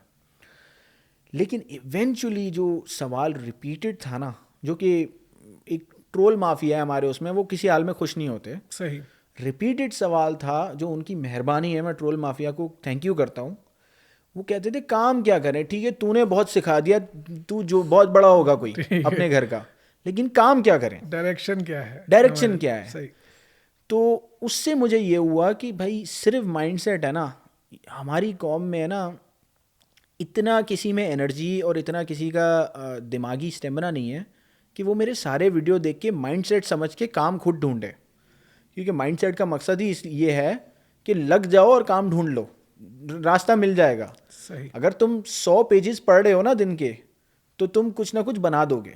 सही। लेकिन तुम्हारे अंदर अगर इतना स्टेमिना ही नहीं है कि तुम 100 पेजेस पढ़ो, और वो विल ही नहीं है, तो मैं तुम्हें माइंडसेट नहीं सिखा सकता। माइंडसेट मैं उसको सिखा सकता हूँ जिसने मेरे 80 से 100 वीडियो देख लिए हैं, सही, जिसने थ्रू आउट आपकी थ्रू आउट जर्नी देखा है। माइंडसेट मैं उसको सिखा सकता हूँ। सही। उसको तो बेसिक ही समझ नहीं आएगा कि माइंडसेट का मतलब ही मुशक्कत, मेहनत, स्ट्रगल है। तो वो तो पहले स्टेप पे ही जो अपनी डायरेक्शन ढूंढने में ही मुशक्कत, मेहनत और स्ट्रगल नहीं कर रहा, उसको मैं क्या सिखाऊंगा माइंडसेट। तो फिर मैंने सोचा कि क्लास में एक होता है वो बच्चा जो हर सवाल पे हाथ उठा लेता है, उसको तो मैं कामयाब बना दूंगा, नो प्रॉब्लम। लेकिन जो मेजॉरिटी बच्चा है जो उस बच्चे को गालियां दे रहा होता है कि ये हमेशा हाथ उठा लेता है, वो है एवरेज बच्चा। तो हमारी जिम्मेदारी है एवरेज बच्चे को पढ़ाने की। क्योंकि टीचर, टॉप स्टूडेंट्स जो होते हैं ना, क्लास के 10-20% टॉप स्टूडेंट्स होते हैं, they make it happen in school. लेकिन असल जो क्रिएटर्स होते हैं ना, जो कंस्ट्रक्टिव लोग होते हैं जो सोसाइटी के लिए, जो इंजीनियर्स, डॉक्टर्स एंड एंटरप्रेन्योर्स बनते हैं, वो एवरेज बच्चे बनते हैं जिनको शौक नहीं होता पढ़ने का, लेकिन टीचर उनको बताता है यहाँ चले जाओ। जो कि मेरी अपनी स्टोरी भी है कि मेरे टीचर ने मुझे बताया कि इंजीनियर बनना है, तो मैंने कहा कि मैं प्रोफेसर बनूंगा अब एवरेज बच्चे का। उसमें एक होता है ना कि जब आप एक रास्ता पकड़ रहे होते हो तो चीज़ें अलाइन होना शुरू हो जाती हैं। मैंने कॉल्स की 2-3 लड़कों को जिन्होंने मुझे फॉलो किया था, मैसेज करते थे, जो कि खुद ई कॉमर्स में इन्वॉल्व थे। अब शुरू में जब मैंने उनको कॉल किया तो आई was a known person, but I was not super famous. सही। और हमारे लोगों की ये प्रॉब्लम है कि वो ये नहीं देखते क्या कह रहा है, वो ये देखते हैं कौन कह रहा है। तो मैं जब उनको कॉल करता था, मैं कहता था यार मैं कोर्स एक बनाना चाह रहा हूँ, आप ये बनाओ मेरे लिए कोर्स, मैं आपको पे करूँगा, I buy that course from you. तो उनका जवाब ये होता था कि यार हम बहुत एक्सपेंसिव हैं, क्योंकि जिसको काम आता है ना और जो पैसे कमा रहा है वो उसको नहीं करना ही है। Exactly. हम बहुत एक्सपेंसिव हैं, ये है वो। फिर कुदरत का करना हुआ कि वो 2 टके का आदमी आया जो लोगों को गरीब गरीब कहता था, और मैंने बड़ा प्रिंसिपल स्टैंस लिया उसके ख़िलाफ़ कि भाई तुम्हारा तरीका ठीक नहीं है, तुम मोटिवेट नहीं, मायूस कर रहे हो लोगों को। तो मैंने वो स्टैंस लिया, कुछ हमारे कौम के लोगों को वो बात पसंद आई और समझ आई, उन्होंने सही समझा बात को। उससे ये हुआ कि बहुत से लोग मुझे जानना शुरू हो गए और रिस्पेक्ट करना शुरू हो गए, बहुत सारे लोग। तो उस रिस्पेक्ट की वजह से फिर मुझे उन्हीं लोगों ने अप्रोच किया जिनको मैं पहले बाय करने का बोल रहा था। उन्होंने कहा साथ भाई हम आपकी इज़्ज़त करते हैं, हम आपको वॉलंटियर करके बना के देंगे वो। तो बहुत से लोगों से मैंने बाय भी किया, लेकिन बहुत से लोगों ने वॉलंटियर किया, और ये हमने एच यूनिवर्सिटी बनाई एवरेज बच्चे का प्रोफेसर बनने के लिए। अच्छा, बहुत से लोग इस पे मैं कमेंट्स भी पढ़ता हूँ और बहुत से लोग इन थेरीज यहाँ ऐसी बातें भी करते हैं कि जब आपने शाहिद अनवर के अगेंस्ट बातें करना शुरू की तो आपको जो फेम है वो उनकी नेगेटिविटी के बारे में बात करके आया। तो इस पे आप क्या कहते हो? पहले ये देखते हैं कि शाहिद अनवर फेमस कैसे हुआ। सही। चले हम शुरू से केस को स्टडी करते हैं। सही। शाहिद अनवर पहले पब्लिक को गालियां देके, राम राम सत्ते वाली वीडियो बना के, डांस करके, बेहूदी करके, लड़कियां दिखा के, हर घटियापन करके फेमस हुआ। सही। क्या वो सही है या उसको गलत बोलने वाला फेमस होने वाला सही है? सही। आप रास्ता देखें। I get your point. मेरे लिए कितना आसान है कि मैं अपनी सारी गाड़ियाँ दिखाऊं, अपने सारे घर दिखाऊं, डांस के वीडियोस दिखाऊं, लड़कियां दिखाऊं। क्या मैं फेमस नहीं हो सकता इस तरह? जिससे ऑडियंस जल्दी आती है ऑब्वियसली। मतलब मेरा पॉइंट ये है आई गेट इट कि मैं एक सही रास्ता लेके अगर फेमस हो रहा हूँ, तो मेरे पास वो रास्ता भी था जिस रास्ते से तुम जिसको भगवान मानते हो वो फेमस हुआ था। मेरे लिए बड़ा ईजी है। सही। It's very easy for me, right? That's true. But I chose the right path. मैंने गलत को गलत कहा। अब कल को अगर मिस्टर बीस्ट है, मिस्टर बीस्ट दुनिया का सबसे वायरल यूट्यूबर है, सबसे ज़्यादा फॉलोअर्स हैं उसके, आजकल उसकी बड़ी कंट्रोवर्सी आई हुई है, मैं अभी उसके ख़िलाफ़ भी मेरे जहन में बात है कि वो बच्चों को एक्सप्लॉइट कर रहा है और वो बच्चों के लिए गलत प्रोडक्ट लेके आ रहा है, जो प्रोसेस फूड वाली प्रोडक्ट लेके आ रहा है, उसकी चॉकलेट भी बच्चों के लिए हेल्दी नहीं है। अब मैं उसके खिलाफ अगर सही बात करके मिस्टर बीस की फॉलोइंग में 4 लोग बोले नहीं यार ये सही बात कह रहा है, तो आप क्या बोलोगे यार मिस्टर बीस ने फेमस किया इसको? नहीं भाई, ये अपनी बात की वजह से, अपने स्टैंड्स की वजह से फेमस हुआ है। मेरी फॉलोइंग उससे पहले थी, एक कल्ट टाइप की फॉलोइंग थी, जो मेरे कुछ लोग थे जो मुझे फॉलो करते थे। सही। ये बात करने से एल्गोरिदम ने हमें ऊपर ले आया।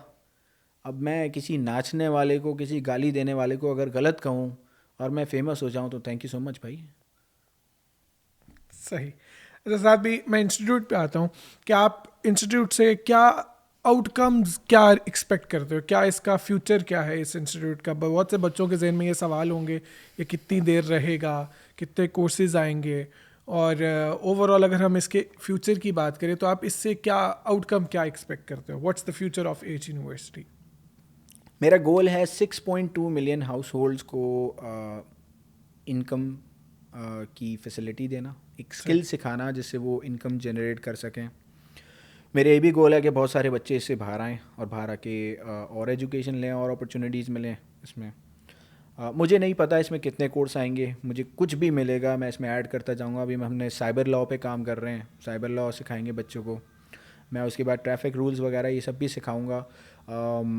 मुझे कोई भी ऐसा स्किल मिला जो मुझे लगता है जिससे जहन की इम्प्रूवमेंट हो या बच्चा मोनेटाइज कर सके। जैसे हमने एक चीज़ है जो बड़ी इसमें अंडर मार्केटेड है, जो मुझे लग रहा था मार्केटिंग की ज़रूरत नहीं होगी लेकिन लोगों को बताना है।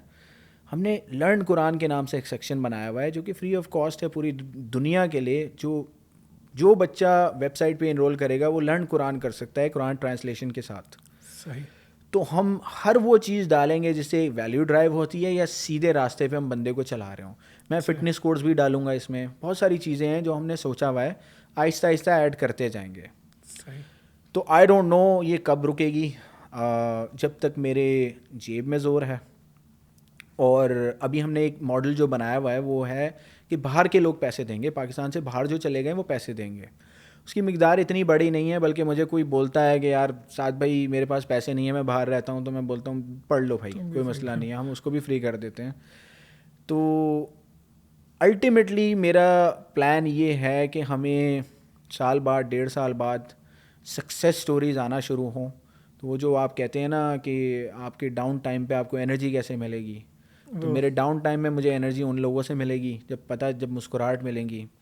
अभी से कुछ 1 साल पहले मुझे मेरे चाचा की कॉल आई।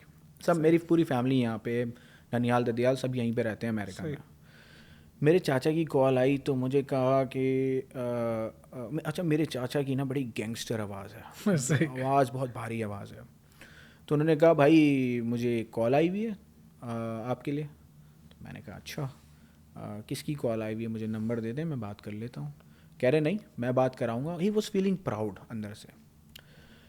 तो उस बंदे ने मुझे कहा कि साद भाई मैं आपसे बात करना चाहता हूँ और मुझे आपका कोई नंबर नहीं मिला था, मुझे आपके चाचा का नंबर मिला कहीं ऑनलाइन से, तो मैं आपसे बात करना चाहता हूँ। मैं थोड़ा सा अपसेट हुआ। मैंने कहा यार मेरे चाचा भी बुज़ुर्ग हैं, मैंने कहा यार तुम क्यों उनको तंग कर रहे हो, मेरा नंबर ले लो, मुझे डायरेक्ट कॉल करो। तो मेरे चाचा ने कहा नहीं, बात इसी कॉल पे होगी, मैं सुनना चाहता हूँ क्या बात होगी। अच्छा मेरे लिए थोड़ा वो था, अजीब सा सिनेरियो था, क्योंकि आउट ऑफ द ब्लू चाचा कभी ऐसे कॉल नहीं करते। तो उस शख्स ने कहा साद भाई मैंने आपसे कुछ मांगने के लिए कॉल नहीं किया आपको, मैंने सिर्फ ये बताने के लिए कॉल किया कि मैं आपको शुरू से सुन रहा हूँ और आज मैं पंजाब में कहीं पाकिस्तान में बैठ के मैं $3000 महीने के बना रहा हूँ। ब्यूटीफुल। तो मेरे चाचा की छाती प्राउडली बाहर आ गई कि ये मेरा भांजा है ये। सही। तो ये चीज़ चाहिए आपको, ये चीज़ मैं क्रेव करता हूँ, ये है लेगेसी, ये है यार, ये कितने भी पैसे अर्न कर लूँ मैं, ये चीज़ नहीं मिलेगी। यहाँ से किक मिलती है आपको एक हो ये तो भाई कि अगर कोई कामयाब हो। और ये सोच बड़ी इंपॉर्टेंट है कि आप यकीनन किसी की खुशी में खुश होना, ये बहुत बड़ी बात होती है। अरे साथ भी अगर मैं कोर्स की थोड़ी सी स्क्रूटनी करें हम ओवरऑल, कि जैसे आप कोर्सेज लेके आते हो, I guess it's been 3-6 months, आपने बहुत से कोर्सेज लेके आए, तो बहुत से लोगों के जहनों में ये सवाल होगा कोर्स की क्रेडिबिलिटी के ऊपर कि आप इतने कम टाइम फ्रेम के अंदर इतना करिकुलम बना कैसे रहे हो, उसके क्या आप KPIs वगैरह क्या इस्तेमाल करते हो, ये कैसे हम माने कि ये कोर्स डिफरेंट कैसे है बाकी लोगों से, तो इस पे क्या कहेंगे? अच्छा, इसको दो एस्पेक्ट पे देखते हैं जो कि मेरी पर्सनल इवैल्यूएशन मेथड है. It's simple stupid. मैं कोई इसमें ओवर एनालिटिकल नहीं हुआ क्योंकि मैं आम लोगों के लिए काम कर रहा हूँ. मैं आम लोगों के हिसाब से सोच रहा हूँ ये काम करते हुए. सही. ई कॉमर्स मैंने खुद भी किया हुआ है. मैं अपनी वेल्थ जनरेशन में ई कॉमर्स को इतना क्रेडिट नहीं देता जितना मुझे देना चाहिए, लेकिन मेरे पास जो सारे रिटेल के सीड मनी आए थे वो ई कॉमर्स से आए थे. सही. मेरे ईबे के टॉप रेटेड सेलर स्टोर थे. अगर आप बोलेंगे तो स्क्रीनशॉट्स वगैरह शेयर करूँगा. मुझे कोई कोर्स बेचने में इंटरेस्ट नहीं है तो मुझे ये सब दिखाने की ज़रूरत नहीं है. सही. जो मैंने कभी दिखाया भी इसीलिए नहीं कि मुझे कोर्स बेचने में इंटरेस्ट नहीं था. अगर कोर्स बेचना होता तो मैं अपनी वो सब दिखाता चीज़ें. तो सबसे पहले मैं अगर बंदे को हंट डाउन करता हूँ, मेरे पास 6,800 प्रोफेसर की रिक्वेस्ट हैं जो आइदर वॉलंटियर और पेड पढ़ाना चाहते हैं. 6,800 रिक्वेस्ट है मेरे पास. वो मैंने एक वीडियो डाला था, उससे 6,800 लोग आ गए. जिसमें मैंने कहा कि भाई जो जिसको भी स्किल आती है वो मुझे अप्रोच करें. ज़ाहिर है स्किल्स मैं ख़ुद भी जानता हूँ. अमेज़ॉन में पूरा प्राइवेट लेबल जानता हूँ. मैंने कभी क्लेम नहीं किया यहाँ आके क्योंकि मुझे कोर्स अगेन बेचना नहीं है. अगर बेचना होता तो मैं अपने टैक्स रिटर्न उसके भी दिखाता. लोगों के दिमाग हिल जाएंगे. बड़े बड़े लोग जो क्लेम करते हैं उनसे बहुत ज़्यादा काम कर चुका हूँ मैं इस फील्ड में. सही. तो मेरी जो एवेल्यूएशन स्ट्रैटेजी है, मैं डायरेक्ट बंदे का आइदर टैक्स रिटर्न और उनकी सेल्स हिस्ट्री मांगता हूँ. जो उन्होंने सेल किया हुआ है, क्या स्टोर बिल्ड किया हुआ है. आइदर वो शॉपिफाई है, आइदर वो ई कॉमर्स है. अगर कोई क्रिप्टो में क्लेम कर रहा है तो मैं क्रिप्टो में पूछता हूँ कि अपनी दिखाओ इतने टाइम में किया क्या है तुमने. सही. दूसरा सवाल मेरा ये होता है कितने पैसे लोगे, या पैसे लोगे या वॉलंटियर कर रहे हो. तो ये दोनों सवाल मिला के मुझे जवाब मिल जाता है कि कितना क्वालिफाइड बंदा है. पहले सवाल से मुझे पता चल जाता है कि कितने टाइम से कर रहा है, कितना पानी में. मुझे कोई ऐसा बंदा नहीं चाहिए जिसका $10 मिलियन टैक्स रिटर्न हो. सही. अगर किसी ने ऑन एवरेज $100,000 की भी सेल जनरेट की हुई है 3 मंथ के, 1.5 से 3 मंथ के पीरियड में, I consider them someone who knows what they are doing. सही. At least they are not a Harvard professor, सही. but they're a professor of an American university in my mind. सही. Qualifying standards का बता रहा हूँ. दूसरी चीज़ जो मेरा सवाल होता है उससे मुझे ये पता चलता है कि अगर ये बंदा इतना कामयाब है कि ये 100,000 की सेल जनरेट कर रहा है महीने में, या 1 मिलियन की सेल जनरेट कर रहा है, तो इसको मेरे $500 में कोई इंटरेस्ट नहीं होगा. सही. इसको मेरे $1,000 में कोई इंटरेस्ट नहीं होगा. सही. वो जो आंसर होता है ना कि साथ भाई, क्योंकि हमने भी XYZ बंदे से सीखा था, जिसमें मैं सनी अली का नाम बड़ा सुनता हूँ. उनको बड़ी रिस्पेक्ट है उनकी मार्केट में कि बहुत से लड़के उनसे ट्रेन हुए हुए हैं. जी जी. वकार ज़का का नाम मैंने क्रिप्टो में बड़ा सुना है. उनसे बड़े लोग इम्प्रेस हैं जो जेन्युइन काम कर रहे हैं. रेहान अल्लाह वाला बड़ा अच्छा काम कर रहे हैं. आज़ाद चाय वाला, उसने भी अच्छे काम किए हुए हैं बड़े. तो इन सब लोगों के नाम बड़े सुनता हूँ मैं. अच्छा, और साथ भी इंस्टीट्यूट के बारे में बताइएगा कि जैसे हम बात कर रहे थे कि आपने ओवर द टाइम बहुत से लोगों के जहनों में डर है अभी से कि शायद ये एक टाइम पे जाके यूनिवर्सिटी पेड कोर्सेज ऑफर करेगी, और बहुत सी इस पे ऑलरेडी लोग बात करना शुरू कर चुके हैं कि साथ भाई का प्लान ही होगा 6 महीने बाद पैसे बटोरेंगे लोगों से और वो इस तरह से करेंगे. तो इस पे आपकी क्या राय है? मुझे अभी एक बंदे की कॉल आई थी कुछ टाइम पहले, क्योंकि हमारे 160,000 एक्टिव मेंबर्स हैं. तो मुझे उसने कहा कि साथ भाई अगर आपने ये चार्ज कर लिया होता तो आपको $2 मिलियन बन जाते हैं. तो टेक्निकली देखें मैं $2 मिलियन डोनेट कर चुका हूँ अभी तक फ्री एजुकेशन में. सही. अब मैं इतना समझदार तो बिजनेसमैन हूँ कि मैं अगर कोई फॉर प्रॉफिट वेंचर होता तो मैं $2 मिलियन डोनेट नहीं करता. नंबर 1 ये भी छोड़ दें कि हमारी कौम है ना बेचारी, बहुत धोखे खाए हुए हैं हमारी कौम ने. सही.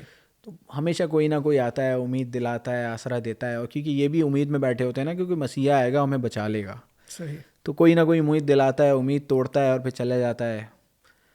या कोई अगर कुछ अच्छा कर जाता है ना हमारे लोगों के साथ, तो उस बेचारे की कदर नहीं होती. वो बेचारा कहीं पड़ा हुआ होता है कहीं ना कहीं. जिन लोगों ने भी अच्छा किया है ना उनकी कदर नहीं की गई. तो मुझे पता है मेरी कोई कदर नहीं होनी, मुझे गालियाँ पड़ने वाली हैं हमेशा ही. हमेशा लोग ये कहेंगे कि अब इसका ये प्लान है, अब कल ये वो करेगा. ब्रेकिंग न्यूज़, 7 आसमानी लोगों को लूटने आ रहा है. तो यार एक आदमी है जिसने $2 million worth of courses donate कर दिए तुम्हें. कम से कम मेरे उसको तो क्रेडिट दे दो. आगे मैं क्या करूँगा वो बाद में बात करेंगे. जिस वक्त मैं करूँ दे देना गाली, आज तो नहीं दो गाली. साथ भी एक क्विक चीज़, जी. इस चीज़ से डर लगता है कि लोग कदर नहीं करेंगे या डिमोटिवेट करती है ये चीज़? यार डर इसलिए लगता है कि जब आप सेक्रीफाइस करते हो ना, तो फिर आप ये सोचते हो फॉर व्हाट, किस लिए। सही। मैं 14 से 18 घंटे काम कर रहा हूँ कोर्सेज के लिए। मैंने पाकिस्तान के 5 चक्कर लगाए हैं, ख्वारियाँ उठाई हैं, लोगों से मिला हूँ। बहुत से लोगों ने मना कर दिया, वो नहीं बनाएंगे हम आपके लिए कोर्स, उनकी बदतमीज़ियाँ सही हैं। मैंने तो मैं अगर अपने बिजनेस, अपना टाइम, मेरे टाइम की, मेरे घंटे की वर्थ है बहुत। मैं अगर अपना 1 घंटा यहाँ नहीं दे रहा तो मैं आई एम लूजिंग समथिंग। वो $2 मिलियन सिर्फ गेन का नहीं है, वो ये भी मैंने जो अपॉर्चुनिटी लूज़ कॉस्ट भी किया है। अपॉर्चुनिटी कॉस्ट वो है। जब ये करने के बाद अगर आपको लोग लेगेसी वो नहीं मिल रही, वो रिस्पेक्ट नहीं मिल रही जो आप ने सोचा था कि यार कम से कम ये मेरे बच्चे हैं ना, एक तो पढ़ जाएंगे, एक तो अच्छे बन जाएंगे, दूसरा कदर कर जाएंगे, बोलेंगे कि यार ये बाप का मर्तबा है कि ये पढ़ा गया कोई बंदा, तो फिर आप सोचते हो फॉर व्हाट। ये वही मिसाल है कि आप एक, आपका बाप है ना 25 साल, जिसने अपनी फटे हुए जूते पहन के एड़ियाँ रगड़ दी और आपके लिए कुछ ना कुछ दे गया, तालीम, एक घर बना गया वगैरह, और उसके बाद आप गालियाँ दो कि अब्बा ने किया ही किया मेरे लिए, तो वो फीलिंग आ जाएगी। सही। साथ में कोई कोई मैसेज आप यूथ के लिए देना चाहो? बहुत सी यूथ आपको फॉलो करती है, मिलियंस ऑफ बच्चे हैं जो आपको देखते हैं, आपको आप उनके लिए इंस्पिरेशन हो, कोई उनके लिए मैसेज आप देना चाहो? यही कहूँगा कि कोई नहीं आएगा बचाने तुम्हें। मेरे बारे में भी, मुझे भी ये नहीं सोचो कि यार ये आके बचा देगा, इसने फ्री एजुकेशन दे दी। कोई नहीं बचाएगा तुम्हें, तुम्हें अपने आप के लिए करना है। आज भी गूगल पे, यूट्यूब पे, याहू फाइनेंस पे डिफरेंट एप्लीकेशंस और डिफरेंट कोर्सेज पड़े हुए हैं फ्री में। मेरे करने की ज़रूरत नहीं थी ये। मैंने जो किया वो किया इसलिए कि मेरे ऊपर आई बॉल्स थे। मुझे ये था कि इन आई बॉल्स को दे दो कुछ। लेकिन वही आई बॉल्स अगर गूगल जाके भी सर्च करें, यूट्यूब जाके भी सर्च करें, सब इन्फॉर्मेशन पड़ी हुई है ऐसी। मैंने कोई ऐसा चीज़ नहीं कि हाँ मेरी चीज़ सुपीरियर है, लीड जनरेशन है, वो उसका लेवल और है, इस तरह के हमने ऑर्गेनाइज करके इन्फॉर्मेशन दी हुई है। लेकिन कोई बचाने नहीं आएगा आपको, आपको बचाना है अपने आप को।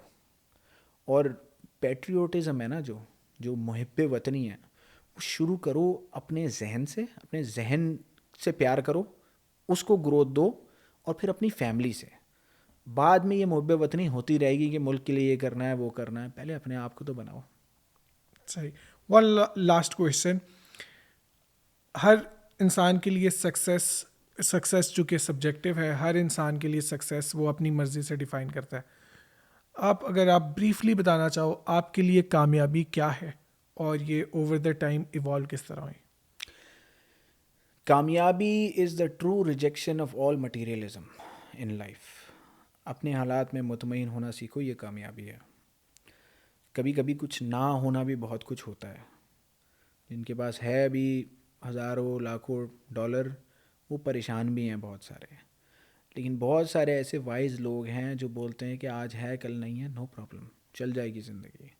तो the true definition of success ये है कि आप अपने हाल में मुतमईन कैसे रहते हो। आज के दौर में आप देख लें कि जिसके पास पैसे नहीं हैं वो भी मुतमईन नहीं है, जिसके पास पैसे हैं वो भी मुतमईन नहीं है। हम एक रैट रेस में फंसे हुए हैं, सिस्टम की रैट रेस में। तो कामयाब इंसान वही है जो रैट रेस के होने के बावजूद अपने आप में मुतमईन है।